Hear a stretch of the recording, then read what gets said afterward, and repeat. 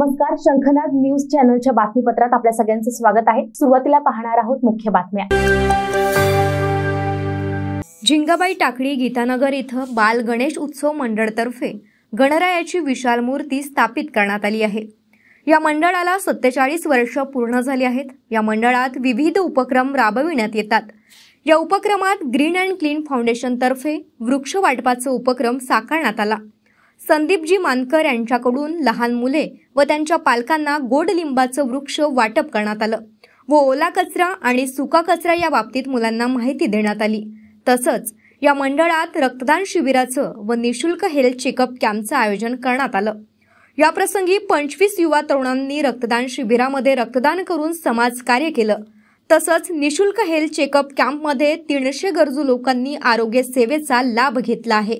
या मंडळाला प्रदेश अध्यक्ष चंद्रशेखर बावनकुळे यांनी भेट देऊन सामाजिक उपक्रम राबविल्याबद्दल या मंडळाचं विशेष कौतुक केलं। नमस्कार, मी संदीप मानकर।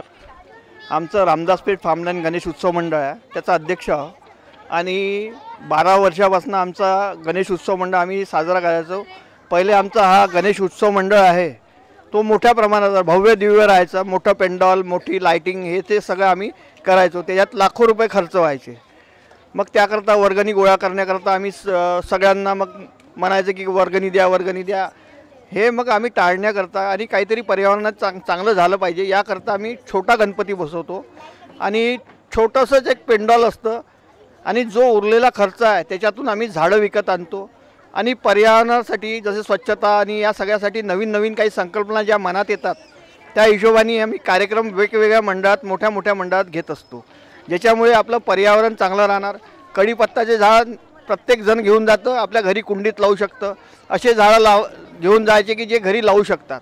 त्यामुळे काही म्हणजे जे पर्यावरणाचं जे संतुलन बनलं राहील त्याकरता जितकं काही आम्हाला या मंडळाद्वारे करता येईल आणि जर ज्या मंडळात जे उरलेले काही पैसे असतात ते आम्ही वर्षभर काही ना काही कार्यक्रम, कोणाचे ऑपरेशन, कधी कुठे झाडं लावणे, असा आमचा हा उपक्रम निरंतर चालू असतो।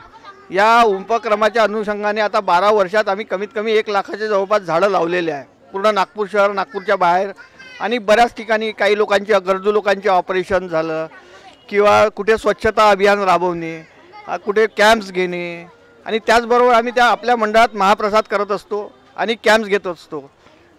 अशी आमच्या मंडळाची संकल्पना आहे की गणपतीचा प्रसाद म्हणून प्रत्येक घरी हा प्रसाद गेला पाहिजे आणि कढीपत्त्यातले 4 पानं तरी त्यांच्या घरी जेवणात गेले पाहिजे। हा आमचा उद्देश राहते। हम रहना है करोडों को ऑक्सिजन देना, हा उद्देश घेऊन आम्ही हा मंडळ चाललो।